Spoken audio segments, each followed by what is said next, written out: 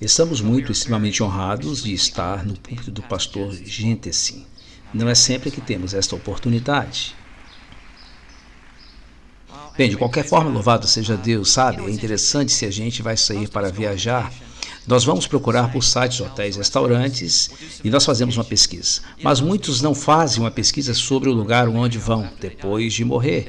Eles preferem acreditar que seja como um curto feriado e não uma eternidade. Por que é assim? Eu acredito que seja porque a maioria prefere acreditar naquilo que sempre ouviu e não questiona, mas não questionar algo que pode te deixar ignorante e desinformado, você pode estar no caminho errado. O homem mais sábio que já existiu foi o rei Salomão, exceto por Jesus. Ele disse em Provérbios 14:12, é um caminho que ao homem parece direito, mas o fim dele são os caminhos da morte.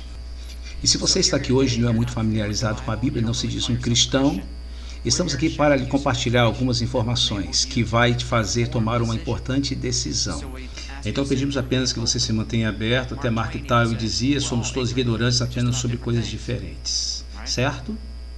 E outro homem sábio do mundo atualmente é o Dr. Chuck Missler, um professor da Bíblia. Ele disse, é certo que a única barreira para a verdade é aceitar que você já a tenha. Esta não é uma mensagem de condenação, é apenas uma mensagem de aviso. Sabe, qual pai não iria avisar seus filhos para não brincar numa rua movimentada? É isso que Deus está fazendo, está nos dando um aviso. Existe um inferno real, que é muito mais horrível que você possa imaginar, mas a escolha é sua. Você não precisa ir para lá. 12 anos atrás, quando essa experiência aconteceu, eu não queria contar para ninguém. Eu sou uma pessoa conservadora por natureza, eu sou um corretor de imóveis com minha própria empresa há 35 anos. E ser identificado por você esteve no inferno foi extremamente desconfortável para mim. Eu contei para um amigo próximo e minha mãe, 2 semanas depois, e se espalhou a partir daí. Fui sendo convidado por todo o país. Então, pelos próximos 7 anos, minha esposa e eu tiramos 2 dias de folga por semana, e nas férias nós viajamos para todos os lugares que nos convidam, e nós pagamos do nosso jeito, nunca aceitamos dinheiro de ninguém, tudo isso durante 7 anos. Daí uma editora veio até nós, depois de 7 anos, há 5 anos, e nos perguntou sobre escrever o livro. Isto era algo que queríamos nos promover de maneira alguma. Mas eu fiquei feliz em escrever o livro, porque eu coloquei lá 120 versículos que falam sobre tudo que eu quero lhes contar e que já estão na Bíblia. Então, se você está aqui hoje e diz, não sei se acredito nesse cara, eu não estou aqui para te convencer a acreditar na minha experiência, eu estou aqui para te convencer a acreditar na palavra de Deus. E é só isso que importa. Então eu vou citar alguns trechos durante a mensagem, mas não sei se vou poder falar todos porque o tempo é curto. Mas você pode me perguntar, viu, como você sabe que não foi apenas um pesadelo? Bem, há 3 razões e vou contar uma delas rapidamente. No caminho de volta dessa experiência, eu estava viajando de volta com o Senhor, o que ainda vou contar, mas nós chegamos em cima da nossa casa e eu vi meu corpo caído no chão. Então isso não foi uma experiência de quase morte, isso foi uma experiência fora do corpo, que se classifica como uma visão. Em 2 Coríntios 12, 1 e 2, Paulo dizendo a respeito de uma visão do céu. Ele disse que foi levado do corpo fora dele, ele não sabe. Bem, o Senhor me mostrou que eu deixei meu corpo e quando voltei, esse corpo não tinha forças para aguentar os horrores do inferno. As memórias e pensamentos ficaram voltando à memória e eu sabia que estava morrendo. E eu fiquei em estado de choque e comecei a gritar. Meus gritos acordaram minha esposa, então eu gostaria que ela contasse como ela me encontrou.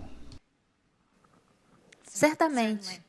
Isso foi em 23 de novembro de 98, e nós costumávamos participar de um encontro de oração todo domingo à noite. Não havia nada em comum sobre aquela noite. Nós nunca tínhamos estudado o assunto inferno. Ambos somos cristãos há muito tempo, e nós fomos dormir por volta de 11, 11h30, e eu acordei com gritos vindos da sala. E a primeira coisa que fiz foi olhar para meu relógio digital, e era 3h23. Bill acordou às 3 da manhã. Então, é daí que vem o título 23 Minutos no Inferno. Então, eu fui para o corredor e eu encontrei meu marido no estado que eu nunca o vi assim. Qualquer um que conhece o Bill sabe de sua natureza calma e conservadora, muito equilibrado. Então, ver seu marido numa posição fetal no chão da sala, com suas mãos na cabeça, chorando de terror e tormenta, foi além de chocante. Eu pensei, ele está morrendo? Será que ligo para a emergência? E ele começou a gritar, ore por mim, porque o Senhor me levou para o inferno. E quando ele falou essas palavras, eu senti um alívio e paz interior. E eu sabia que era de Deus. E eu comecei a orar por ele, e o Senhor muito graciosamente tirou a tormenta e o medo de sua mente.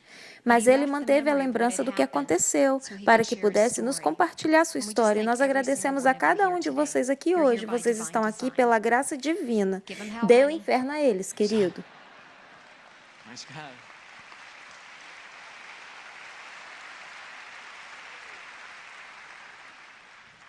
Não é ela maravilhosa?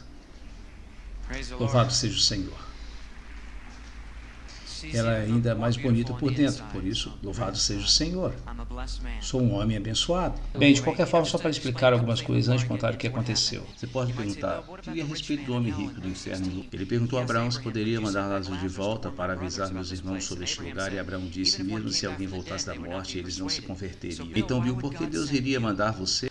Bem, há duas razões para esse caso. Número 1, não estava morto, não voltei dos mortos. Essa foi apenas uma visão. Número 2, não estou falando para ninguém. Olhe para mim e seja persuadido. Sou apenas instituído para apontar as escrituras para estas pessoas, para que estes possam se convencer. Mas ainda, como um cristão poderia ver o inferno? Tenho sido cristão há 41 anos e isso aconteceu há 12 anos. Apenas uma visão, e na visão você pode viajar com Paulo e João a respeito do céu. Ezequiel, no capítulo 8 e capítulo 3, foi levado por uma carruagem em Jerusalém e foi mandado que ele comesse, que sentisse a doçura no seu estômago, e ele chorou com ele. O que quero dizer é que numa visão você pode entrar no seu corpo espiritual. 1 Coríntios 15, 44 fala a respeito de um corpo natural e um corpo espiritual. E é bem real, como um corpo físico. Você pode viajar como eles fizeram. Em Atos 12, 9, quando Pedro foi solto da prisão e foi solto, mas ele achou que estava tendo uma visão. Então ele não podia dizer a diferença entre a realidade e a visão. Então é assim o quanto real uma visão pode ser. Isso não é para comparar minha experiência com nenhum desses grandes homens. Isso é para te dar uma base nas escrituras de como isso ocorreu. Outra coisa que foi única a respeito desta visão, Deus escondeu na minha mente que eu era um cristão, Ele bloqueou isso na minha mente, e você diz, onde está isso na Bíblia? Lucas 24:16, Jesus apareceu aos seus discípulos no caminho de Emaús e disse que seus olhos estavam fechados para que não o conhecessem. Os comentários de John MacArthur e Matthew Henry diz que eles foram privados por Deus de reconhecê-lo. Deus escondeu isso de suas mentes. Outros exemplos disso são em João 20:14, Lucas 18:34, Daniel 4:34.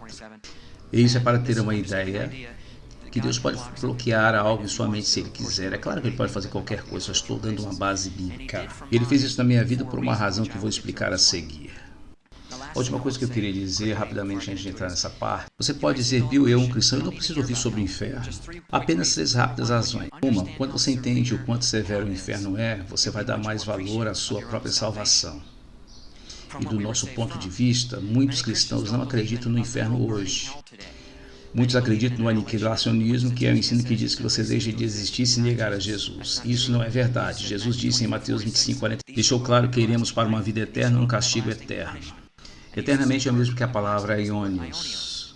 Então, como o céu é eterno, o inferno é eterno. Há muitos outros versículos, então você vai agradecer graças a Deus do que Ele nos salvou. Glória ao Senhor. Amém? Número 2, vai fazer você andar mais temente a Deus. Sabe, muitos na igreja hoje vivem um estilo de vida comprometedor, eles vivem em pecado e não pode ser assim. Salmo 89:7 diz que Deus é grande e temido por todos na Assembleia dos Santos. E na palavra temor há a palavra eros, que significa tremer em terror. Sabe, Moisés foi chamado amigo de Deus e também que temia e tremia excessivamente. Então, quanto mais eu e você. Eu sei que somos um povo que diz Abba Pai, Pai, Papai, mas temos que ter um saudável referencial de temor do Deus Todo-Poderoso. E o respeitar não vivendo em pecado. E o temor do Senhor nos traz isso. Provérbios 16:6 diz, pelo temor do Senhor os homens se desviam do pecado. Em Jeremias 32:40 diz, pelo meu temor dos seus corações para que nunca se apartem de mim. Então é por isso que o temor de Deus te mantém andando firme, e é pela sua graça que Ele nos dá a habilidade de andar em santidade. E a terceira razão é que isso também lhe dá uma paixão pelos perdidos, um desejo de testemunhar. E o Cristo disse que somente 2% dos cristãos se importam em dar testemunhos. E isso é triste, porque é para isso que fomos chamados, para testemunhar, conforme está em 2 Coríntios 5, 10 e 11.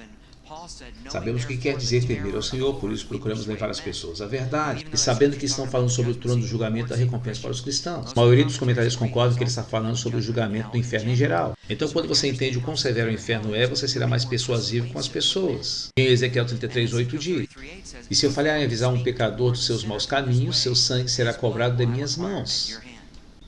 Esta é uma palavra muito forte. E diz o mesmo texto em Atos 20:26 e Atos 18:6. Colossenses 1:28, Cristo em vocês é a esperança da glória, por isso proclamamos advertido a todo homem, então isso vai te dar uma paixão, um desejo de querer avisar as pessoas. Por isso é importante para nós sabermos sobre o inferno. Fomos àquele encontro de oração, fomos para casa e minha esposa disse: não havia nada diferente sobre aquela noite, eu nunca estudei sobre o inferno, eu não tinha nenhum interesse nisso, não assisti filme de terror, nada a ver com isso, eu nunca tinha uma visão antes e eu acordei às 3 da manhã para pegar um copo de água e de repente eu fui puxado para fora do meu corpo, como se fosse sugado pelo corpo, e eu me senti caindo pelo ar, descendo um longo túnel e ficava cada vez mais quente. Daí eu entrei numa área de uma caverna aberta, daí eu caí no chão de pedra do inferno e olhei e vi grades, e estavam encravados em paredes de pedra. Eu estava, na verdade, em uma cela de prisão nojenta, fedorenta e suja, com um calabouço, e eu não pude acreditar que estava lá. Quando cheguei aqui, porque estou aqui, estava completamente acordado, consciente, não estava sonhando. Isaías 24:22 diz: eles serão arrebanhados como prisioneiros numa masmorra, trancados numa prisão. Provérbios 7:27 menciona descer para o inferno em câmaras da morte, e em câmaras quer dizer quartos. Jó 17:16 diz: será que ela vai descer aos quartos do mundo dos mortos? Eu poderia continuar com as escrituras, mas o primeiro lugar onde pude me encontrar estava realmente em uma cela de prisão, estava com o rosto para baixo e o calor era muito além do normal para continuar vivo. E eu pensei: como eu posso ainda estar vivo neste calor? Eu percebi que dificilmente conseguia me mover, o que há de errado com o meu corpo, mas você não tem forças no seu corpo. Em Isaías 14:9-10 diz que o inferno está todo agitado para recebê-lo quando chegar.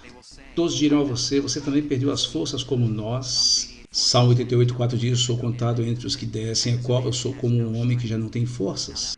Eu sei que não parece muito, mas você já teve uma gripe e se sentiu fraco? Bem, isso é 1000 vezes pior. Cada movimento exige um esforço tremendo. Atos 17:28 diz: pois nele vivemos, nos movemos e existimos. Então, até os movimentos vêm de Deus, não é automático. Eu olhei para cima e vi 2 enormes feras em uma cela. Eu ainda não tinha percebido que eram demônios, mas tinham aparência de répteis, escamas por todo o corpo. Mandíbulas enormes, olhos profundos e garras com cerca de 30 centímetros. Particularmente, esses 2 tinham cerca de 4 a 5 metros de altura. Isso não é exagero, eu poderia te dar um trecho nas escrituras sobre isso. Eles estavam passando na cela como animais ferozes e enjaulados, e eles tinham um ódio extremo de Deus. Eles estavam blasfemando e maldizendo a Deus. Nós sabemos que blasfêmia vem do âmbito demoníaco. Apocalipse 13:6 e Tiago 2:7. Eles voltaram aquele ódio contra mim. E eu pensei: o que eu fiz para eles? Mas um pegou e me jogou contra a parede. E eu senti ossos quebrando e cair. Eu não acreditava que estava passando por aquilo. Eu senti a dor, mas percebi que grande parte estava sendo guardado. E o Senhor me explicou no caminho de volta que Ele permitiu que eu sentisse apenas um pouco da dor, para que eu pudesse relatar às pessoas. Não é metafórico, não é uma parábola, não é estado da mente. É literalmente uma dor real que você sentirá no inferno. Então, quando eu achei que era suficiente, o outro me pegou e cravou suas garras no meu peito. Simplesmente abri a minha carne. Eu não pude acreditar que ainda existia isso.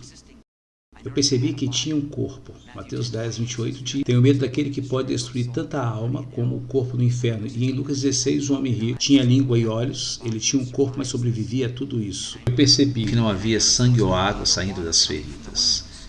Mas Levítico 17:11 diz que a vida na carne está no sangue. Bem, não há vida no inferno, então não há sangue.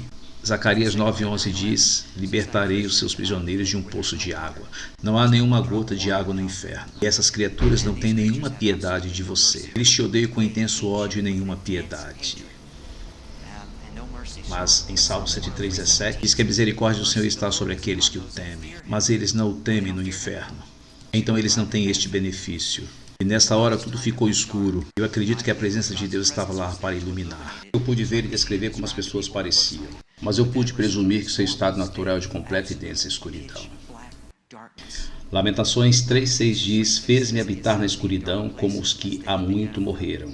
Em 3:2 diz sobre escuridão eterna, mas não é apenas escuro. Você pode sentir a escuridão e não é exagero. Êxodo 10:21 fala sobre uma escuridão palpável, porque há apenas ódio e maldade neste lugar, nenhuma espécie de amor.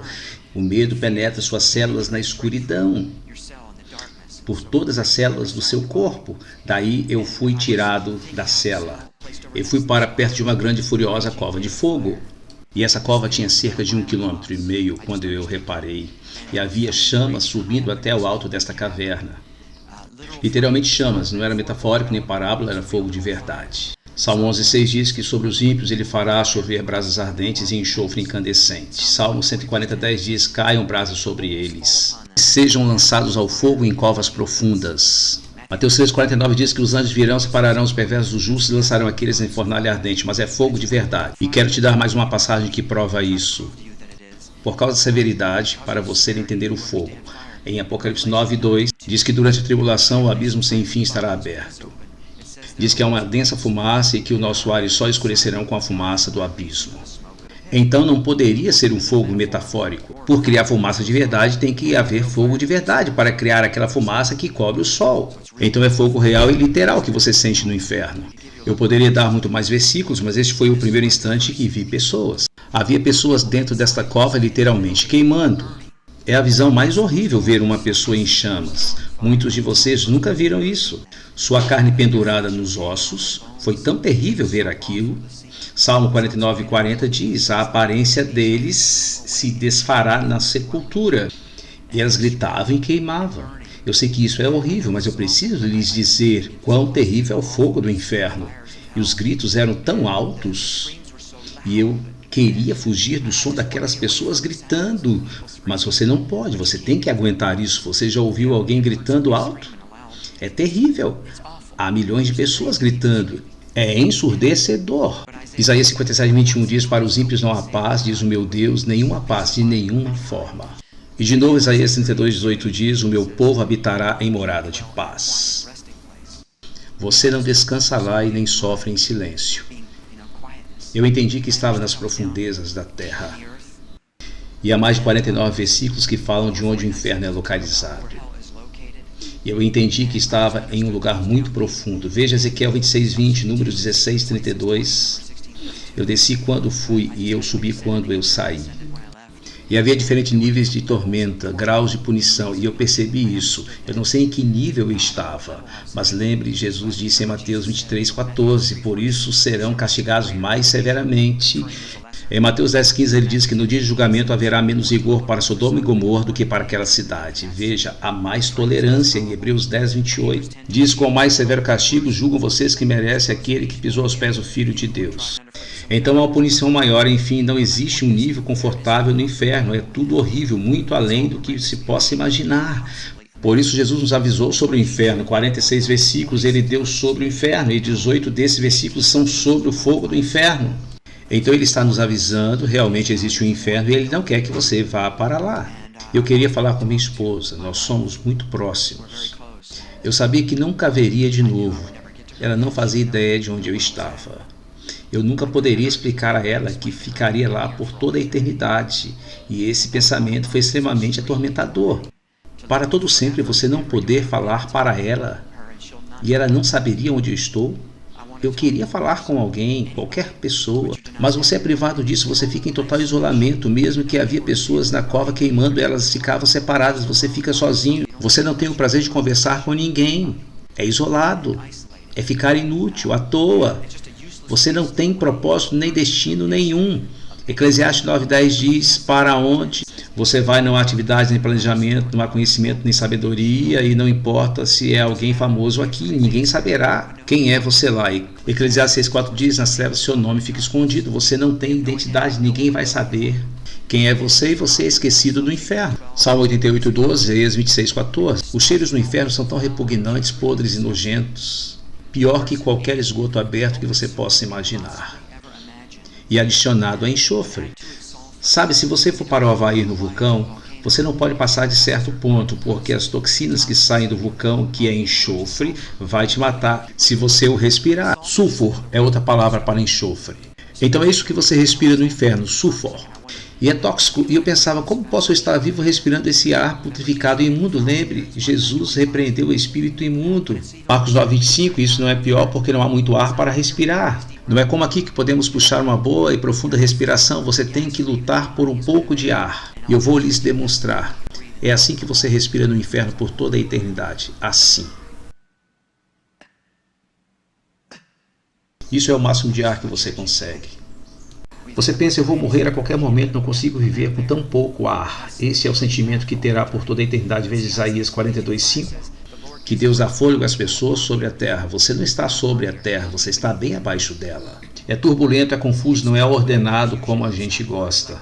Jeremias 21:11, Isaías 45:16 falam sobre um lugar de eterna confusão. Jó 10:22 fala sobre um lugar de desordens. Nós gostamos de coisas em ordem na vida, é caótico, é confuso, é turbulento no inferno.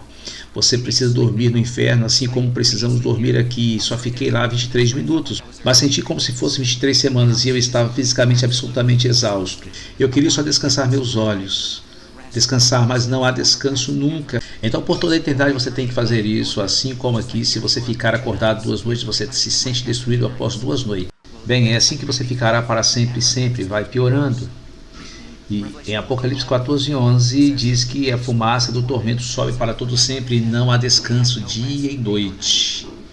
Não há descanso das tormentas e nem de nada. Porque Isaías 57:20 diz, mas os ímpios são como o mar agitado, incapazes de sossegar, sabe? O mar sempre se movendo. Mas novamente, o descanso é uma bênção de Deus. Porque o Salmo 127:2 diz que é o Senhor quem concede sono aos seus amados. Você não é seu amado lá. Eu estava de pé, próximo a essa cova de fogo, e vendo pessoas realmente queimar, e demônios atormentando pessoas. Foi a visão mais terrível, ver pessoas em chamas e queimando e sem esperança, e perdidas com demônios as atormentando.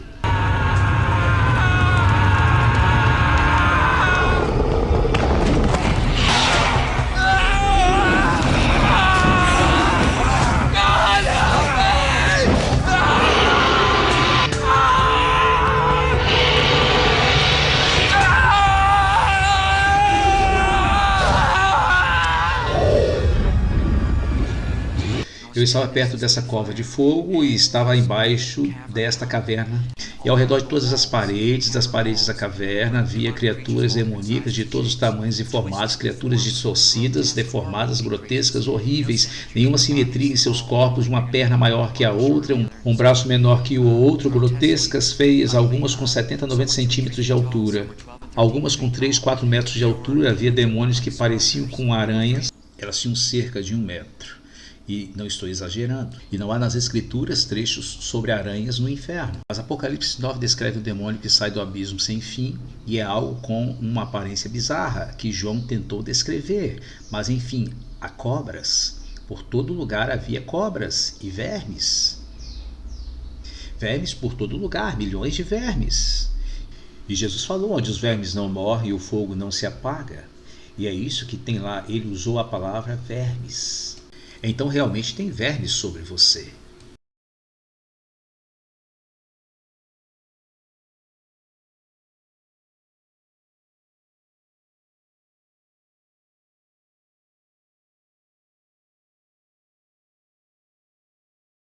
Isaías 14:11 diz, onde você vai se deitar em cima de vermes, vão te cobrir.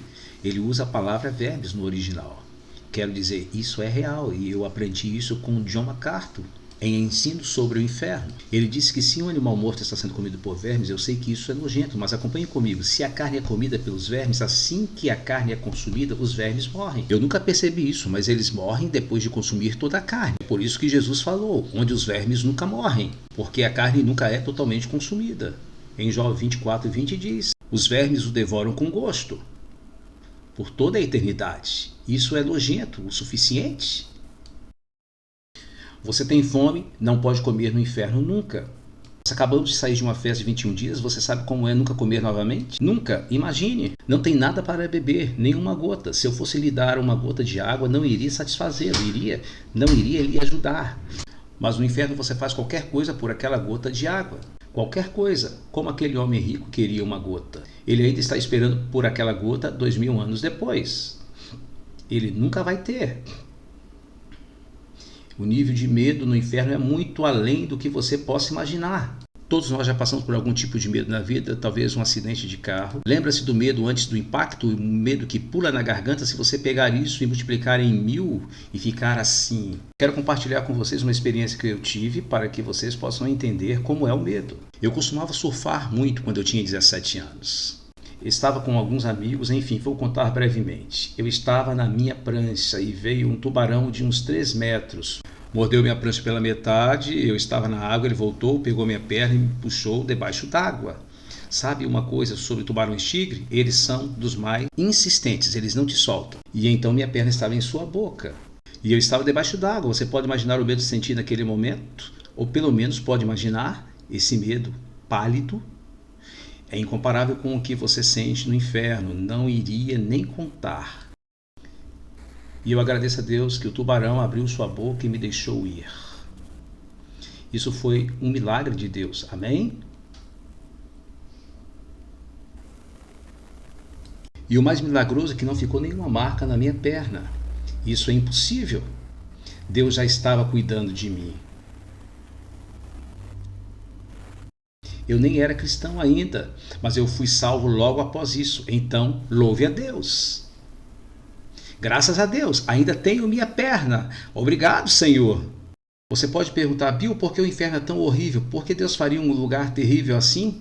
Em Mateus 25:41, Jesus disse que o inferno foi feito para o diabo e seus anjos. Primeiro, ele não pretendia que o homem fosse para lá. É para o diabo e não para os homens. Mas a palavra preparado tem o mesmo sentido usado em João 14:2, que é preparado um lugar para nós no céu. Preparando, e nessa preparação o que ele fez foi, veja Tiago 1:17. Tudo de bom que recebemos vem de Deus, o Criador das luzes do céu. Então toda coisa boa que gozamos vem de Deus. Então o que Deus fez foi apenas retirar seus atributos. Ele retirou sua bondade do inferno, do seu preparo. Veja, o inferno é escuro, porque 1 João diz que Deus é luz.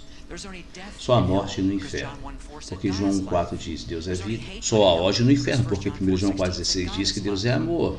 Não há misericórdia no inferno, porque Salmo 36:5 diz que sua misericórdia está no céu. Não há forças no inferno, porque o Salmo 18:32 diz que o Senhor é quem nos dá forças. Não há água no inferno, porque Deuteronômio 11:11 diz que a água é chuva do céu. E não há paz no inferno, porque Isaías 9:6 diz que ele é o príncipe da paz. Louvem a Deus.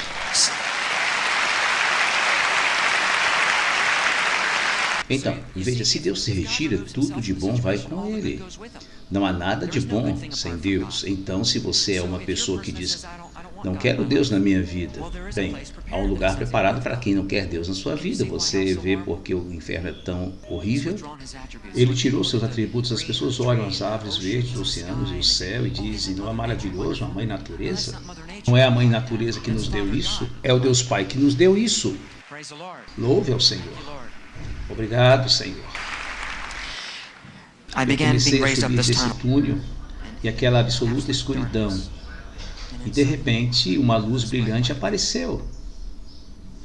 Eu sabia imediatamente quem era. Daí eu disse, Jesus! Jesus!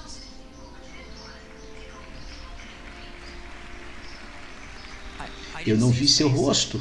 Eu só vi uma figura de um homem em meio a um brilho, puro santo brilho, como nenhuma luz que já vi. E eu caí a seus pés como se tivesse morrido. E eu não sei acontecer lá, mas em Apocalipse 1:16, João, quando o viu, disse que brilhava mais que o sol e ele caiu como morto. Enfim, depois de um tempo ele me tocou com pensamentos. E enquanto estava lá aos seus pés, que eu percebi porque ele foi para a cruz. E não preciso ir para aquele lugar. Eu fui tão grato pela cruz, eu fui tão grato pelo que ele fez por nós. Louvem a Deus. Eu não queria fazer pergunta, eu só queria o adorar. Tudo que você quer fazer é adorá-lo em sua presença. Eu dizia, obrigado, Jesus, eu te adoro, Senhor, eu te agradeço por tudo que fez. Obrigado, Jesus, pela cruz, obrigado pela cruz, Senhor. Eu só ficava lá repetindo isso.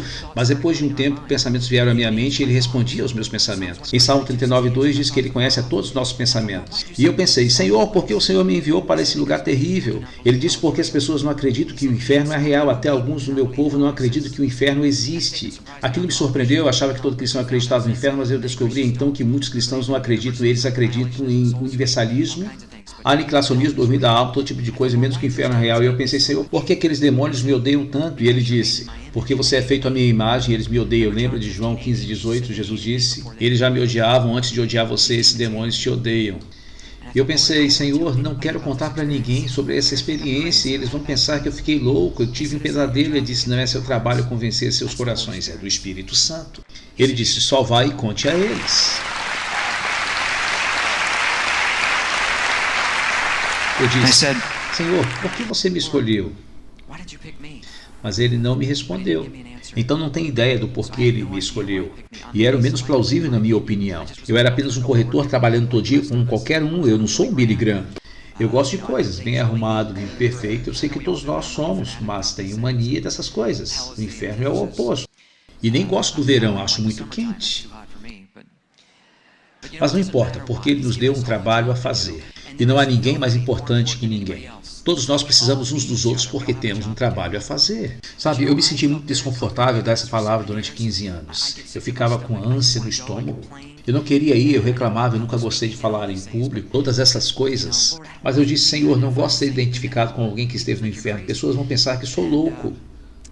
Daí ele disse para mim, Bill, não sobre você ficar inconfortável, é sobre você ser obediente. Sim, Senhor, eu vou. Louve a Deus. Eu disse, Senhor, porque eu não te percebia, porque eu não te percebia.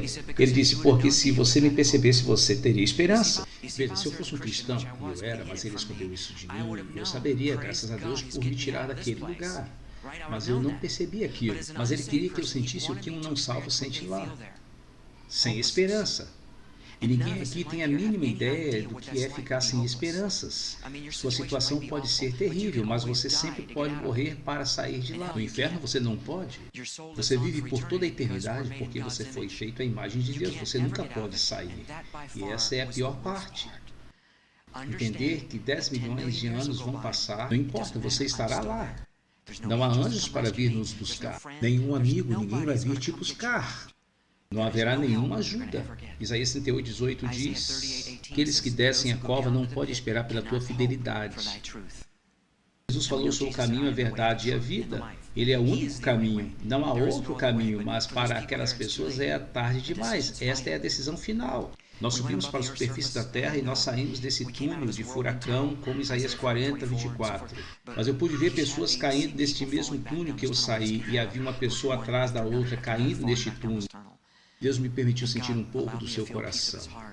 E ele chorou. Quando ele via pessoas caindo no inferno, eu disse, Senhor, não consigo aguentar sentir nem um pouco da angústia que sente da sua criação indo para o inferno. Eu não aguento, pare. Seu amor excede todo entendimento. Efésios 3:19 diz que ele nos ama muito além do que podemos entender. Ele não quer ver nenhuma pessoa ir para este lugar. É por isso que ele quer que nós cristãos estejamos indo, testemunhando, abrindo a nossa boca. Nós temos a palavra de vida para compartilhar com as pessoas. Ele é quem nos dá vida e ele quer que nós vivamos e não ir para aquele lugar horrível. Mas você pode perguntar, Bill, eu sou uma boa pessoa, não vou para este lugar. Isso é uma concepção errada, comum. As pessoas acham que se você é uma boa pessoa, boa obra, então vai para o céu. Não é baseado em ser bom, porque seu conceito de bom é diferente do de Deus. O céu e Deus são perfeitos.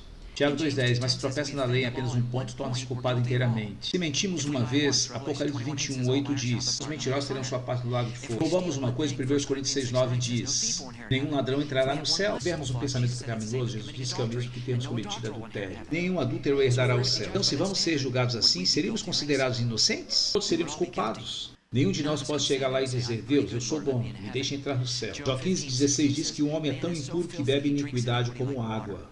Então é assim que aparecemos a Deus. Graças a Deus não é baseado desta forma, em ser bom. Não se convenceu ainda, ele está como um apresentador secular de rádio com quem eu estava. Ele me disse, Bill, eu sou uma boa pessoa e meus pontos de vista, para justificar meu ponto de vista, eu não concordo com vocês, cristãos. Eu tenho um ponto de vista legítimo. Sou uma pessoa e eu acredito que deveria ir para o céu. Se Deus não me deixar entrar no céu, é culpado de crime de ódio, ele deveria ser preso e colocado na cadeia. É isso que penso para o seu Deus. Eu disse, certo, você acha que você é bom e deveria ir para o céu? Ele disse, isso mesmo. Daí Deus me deu uma analogia para ele ao vivo no ar. E eu disse, bem, digamos que você foi e encontrou a casa mais cara do país. E você bate na porta dele e você diz, com licença, eu vou morar com você porque eu sou uma boa pessoa. O que as pessoas diriam? Não é certo. Eles não te esperavam, você não tem nenhuma relação com eles. Eu disse, mas você anda por toda a vida, você não tem nada a ver com Deus. Você negou a Jesus como Filho de Deus. Esse é você o caminho para a casa dele. No final da sua vida, você tem a coragem de bater a porta e exigir que vai entrar na sua casa. Você nem o conhece. Você não tem nenhuma relação com ele. Seu pai é o seu Criador, mas não é seu pai até você convidar Jesus para ser o seu Salvador. You see that?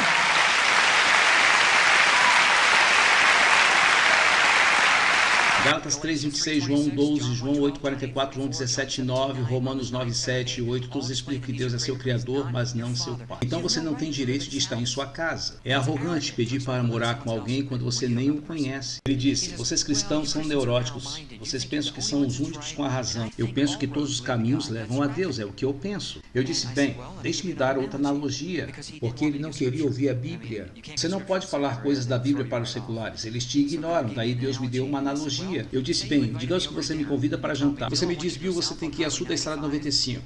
Vira direito na rua principal, sobe o morro e chega na minha casa. O único jeito de chegar à minha casa.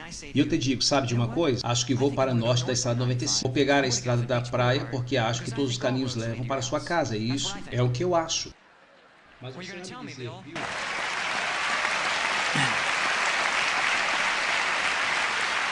Bill, você não vai chegar na minha casa, você não está seguindo as minhas instruções. Da mesma forma, Deus indica o caminho correto para a sua casa. Acho que Deus sabe onde ele mora. Amém? Tudo o que temos que fazer é seguir suas coordenadas. Isso não é ser neurótico, ele está sendo específico. Está lhe dando coordenadas específicas de como chegar à sua casa. Não está tentando te manter de fora. Sabe, Deus não está lá em cima dizendo, eu acho que esse vai para o céu, esse vai para o inferno. Não é assim. Todos nós, acima da idade da responsabilidade, estamos automaticamente a caminho do inferno. O 3:17-18 explica isso, nós já estamos condenados por causa do pecado. Então ele não está te enviando, você já está indo para lá. É por isso que ele veio, para ter tirado esse caminho. Tudo que você tem que fazer é olhar para a cruz. Ele disse, Deus não pode olhar além dos meus pecados? Eu não mato ninguém, Deus não pode olhar além dos meus pecados? Eu disse, não, por duas razões. Número 1, ele é um bom juiz e um bom juiz não deixa o criminoso ser libertado, certo? Ele tem que punir o criminoso. Da mesma forma, Deus tem que punir o pecado. Mas ele tirou essa punição com Jesus. Se você não aceita e nega Jesus, você é punido. A escolha é sua. Mas você nunca poderá pagar pelos pecados, porque somente o sangue de Jesus pode pagar pecados. O tempo não importa, porque mesmo se saísse do inferno, você ainda seria um pecador. Então, se você disser, eu paguei 2000 anos no inferno, você ainda seria um pecador. Então, o tempo seriam ações, e a Bíblia diz que somos salvos pela graça e não por ações. Isso não funcionaria. Mas outra razão, em Hebreus 12:29 diz... que Deus é fogo consumidor. Na 1:5 diz a mesma coisa. Isso quer dizer que, digamos que eu coloque a minha mão no fogo para pegar algo, o fogo me queima. Eu não diria. Por que aquele fogo me queimou? Isso foi muito feio da parte dele. Eu não fiz nada, aquele fogo. Eu não diria isso, diria. Por quê? Porque a natureza do fogo é queimar. Bem, a natureza de Deus é consumir o pecado. Então veja, o santo Deus e o homem pecador não são compatíveis, assim como sua mão e o fogo não são compatíveis. Se nos apresentamos à presença de Deus como estamos, nós seremos consumidos por sua natureza. Então, como pode o homem se apresentar à presença de Deus? Só há um jeito, temos que comparecer sem pecado. E como isso pode acontecer? Só há uma maneira. E se tem alguém que teve uma vida perfeita e nunca pecou nenhuma vez, essa pessoa é Jesus Cristo. E ele fica diante do Pai e diz, eu nunca pequei. Eu vou trocar minha justiça pelo pecado deles. Eu vou levar os pecados deles no meu corpo, se eles confiarem em mim, não nas obras. Tito 3:5 diz, não por causa de atos de justiça por nós praticados, mas devido à sua misericórdia ele nos salvou. Então, se confiarmos no que Jesus fez e não em nossas ações, então ele aceita a nossa confiança como justiça. Ele nos dá a sua justiça e pega nosso pecado e lava com seu sangue. Agora podemos ficar lá e parecermos ser sem pecado, porque ele levou nossos pecados. Isso não é um plano maravilhoso que Deus criou? Louve a Deus. Mas você pode dizer, eu não gosto deste único caminho que vocês cristãos têm. Você tem que ser grato por existir um caminho. Que Deus fez um caminho. Ele fez um caminho onde não existia caminho. Sabe, Deus te ama, por isso ele lhe deu livre-arbítrio para escolher. Cabe a você.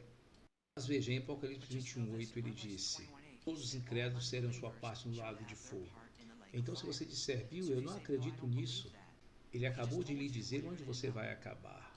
Você manda você mesmo para o inferno. Suas próprias palavras vão te condenar, Jesus disse.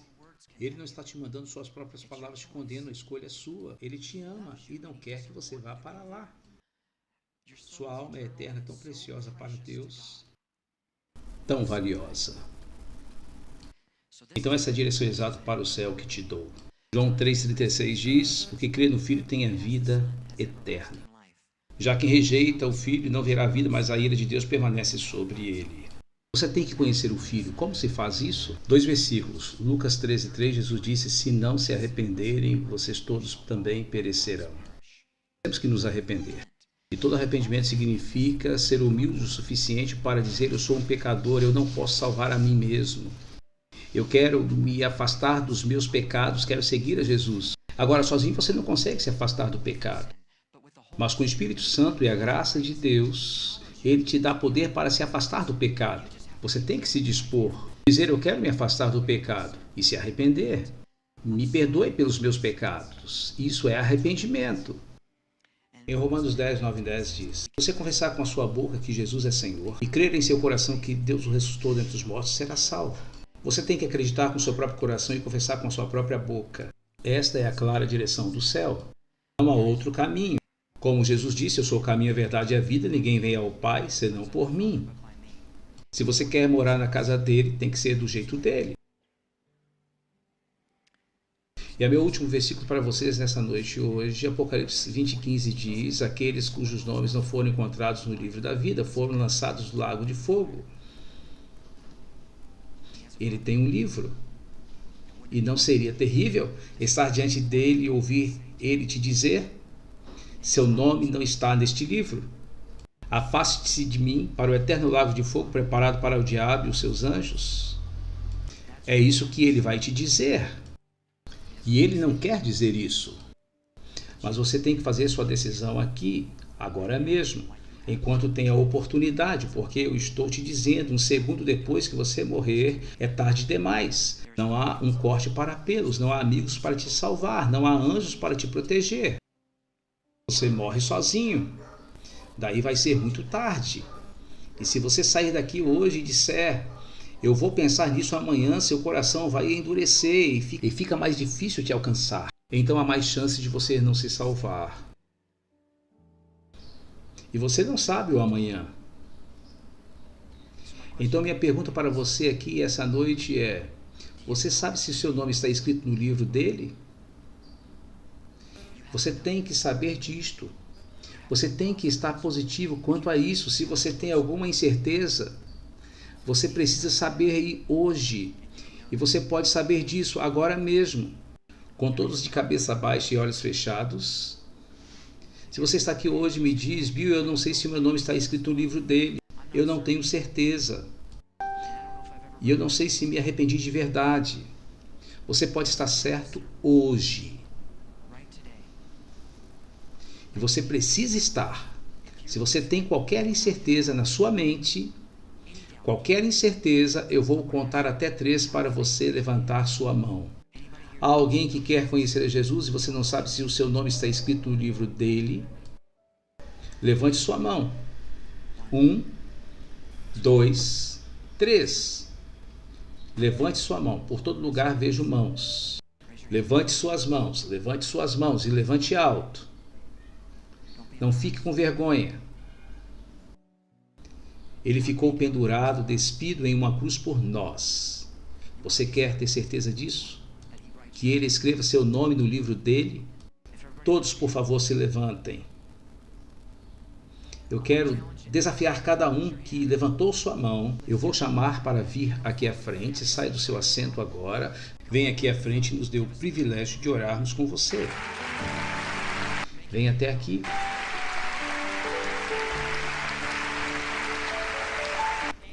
Qualquer pessoa, se em sua mente você não tem certeza, por favor, não vá embora.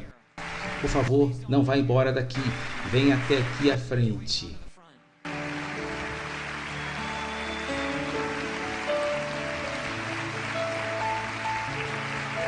Saia do seu assento, desça até aqui.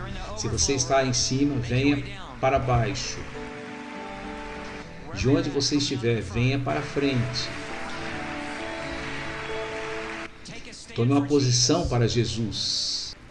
Mostre que você quer algo sério com Ele, que está fazendo um compromisso hoje. Esta é a decisão mais importante que você pode fazer. Continue vindo, continue descendo. Se há mais alguém, continue vindo.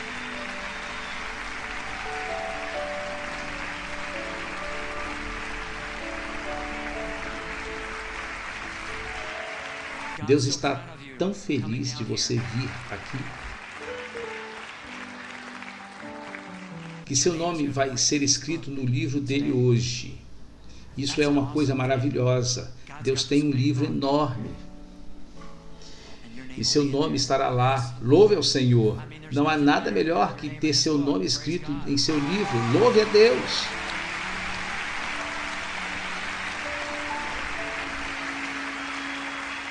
Vou esperar mais alguém. Se há mais alguém, se você ao menos teve a vontade, se você está pensando, não sei se quero fazer isso, vou pensar nisso depois, por favor, não vá embora.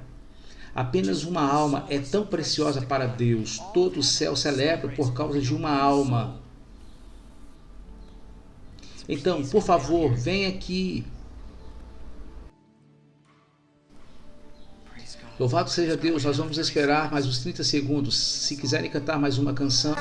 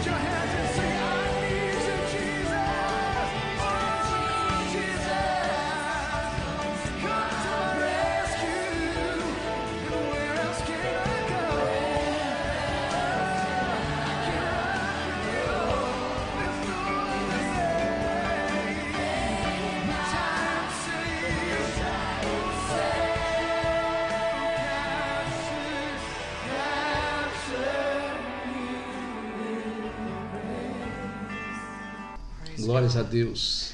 Glórias a Deus. Isso é uma linda vista. Amém? Louve a Deus.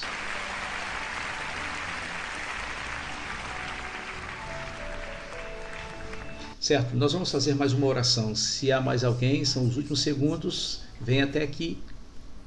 Por favor, venha.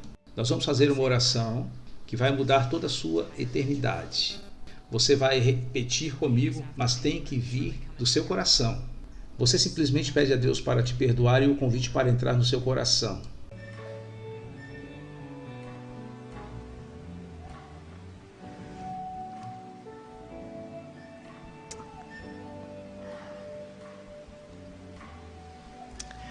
Eu sinto no meu coração que há alguém, uma pessoa, que está resistindo a Deus. Isso é o Espírito Santo falando com você. Não lute com ele. Ele tem uma vida maravilhosa para você e quer te levar ao céu. Há alguém? Eu sei. Há alguém? Por favor, venha.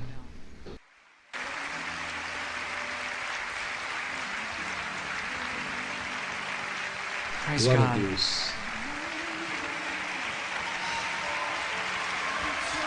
Louve a Deus. Sim.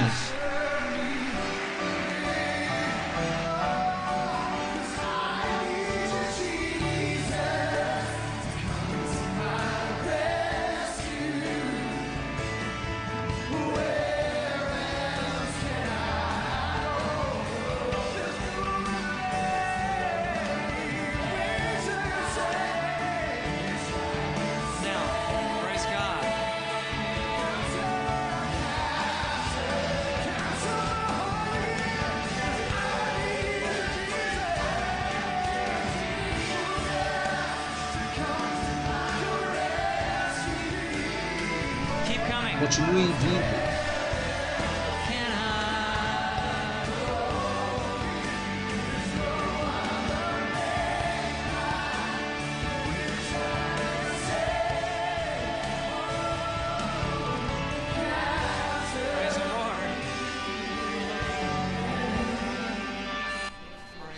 Louvem ao Senhor. Glória a Deus.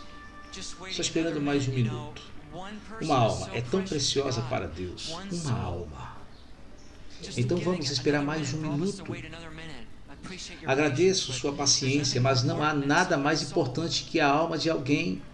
Glória a Deus. Amém? Certo. Eu me sinto melhor. Eu sabia que tinha algumas pessoas se segurando. Certo? Glória a Deus. Vocês estão prontos para fazer essa oração, certo? Todos nós podemos orar juntos? Diga, querido Deus que estás no céu, eu sei que tenho pecado e eu não posso me salvar. Eu creio que o Senhor enviou seu Filho Jesus para morrer em uma cruz por mim. E ele foi crucificado. E ele morreu. Foi sepultado. Mas ressuscitou. E ele vive para todos sempre. Obrigado, Jesus, por perdoar os meus pecados. Eu me arrependo.